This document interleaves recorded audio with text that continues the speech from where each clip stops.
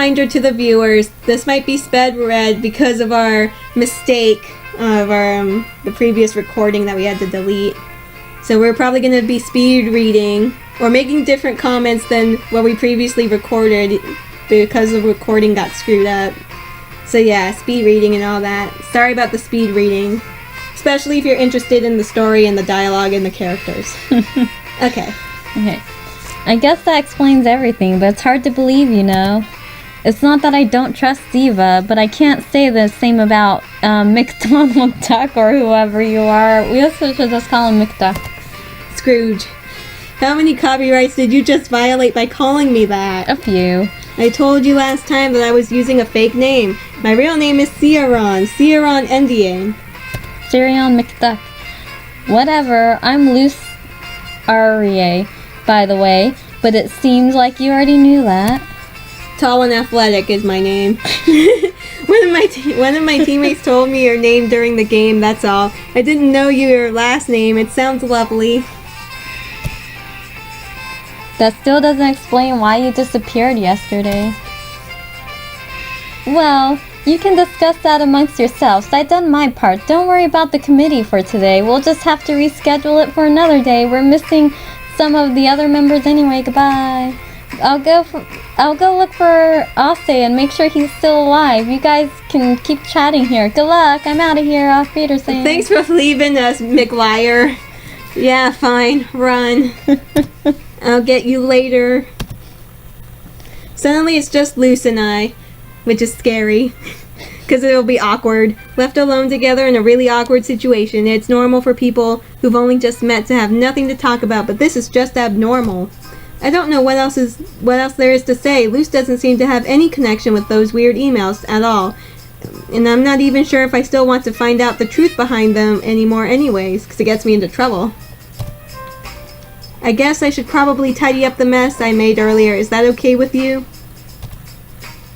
Do as you wish. Luce gives me a totally dry answer as a way of showing her dissatisfaction with me. However, once I begin cleaning up my mess, she joins in and helps me. I told you I wanted to speak with you, didn't I? Why did you leave? You mean during the basketball match, right? I didn't want to play anymore, and I didn't know if you'd come back or not. It didn't make sense to stay. You could at least come to the infirmary before leaving. Yeah, we fell on her in case everyone forgot. It wasn't that bad in the end, right? I didn't think it was necessary. No, I just broke a rib and had to sit out for the rest of the match. But that was no big deal. What? A broken rib? And you say that's no big deal? Don't mind that. My computer slowly dying. That's just what I told the coach so I could get a few weeks off from playing. In reality, I'm fine. Nothing happened, so no broken rib. We're cut from the same cloth here. I know, they're both liars. Luce taps on her chest, prideful of her fortitude, even though she had just admitted that she had lied to her whole team about getting a serious injury. I'm more worried about how you forgot about our bet. Bet? Ah, that bet. You stalked me, broke into my apartment, harassed me during our match, and then assaulted me. Then ran away from our bet. Do you think I'm happy about that? I hope you were.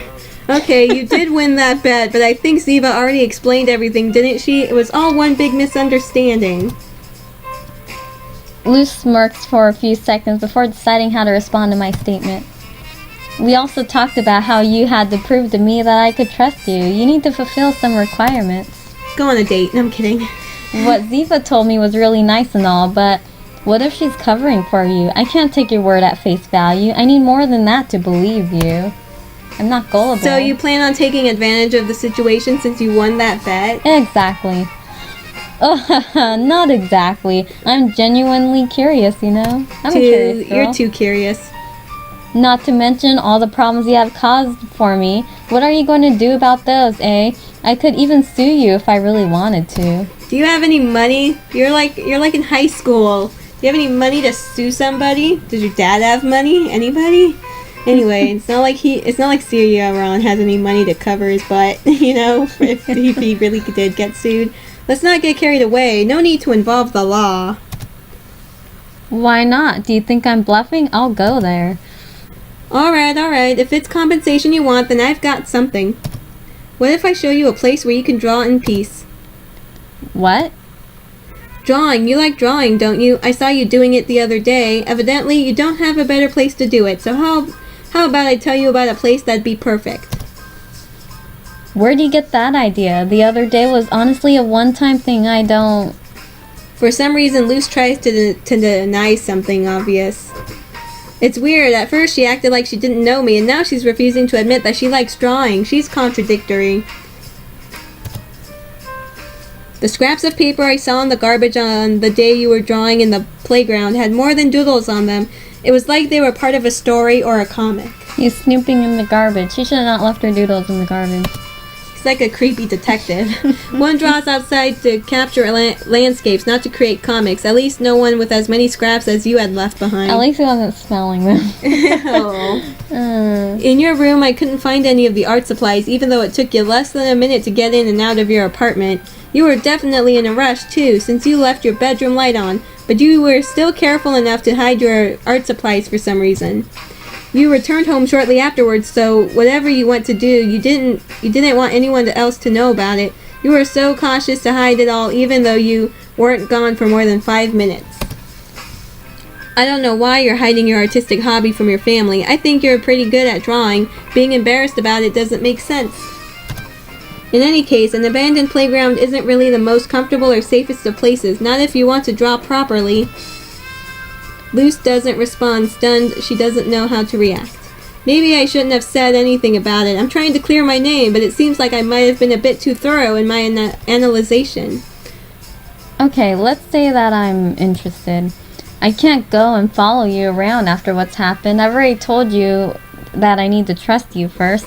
How about we take care of that first and then we'll see?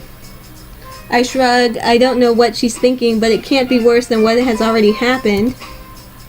As you wish. What should I do now?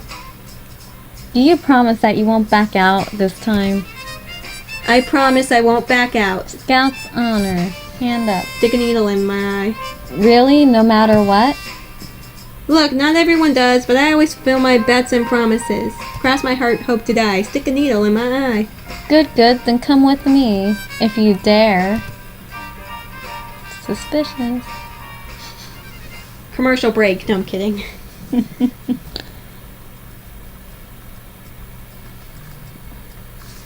There's nobody around.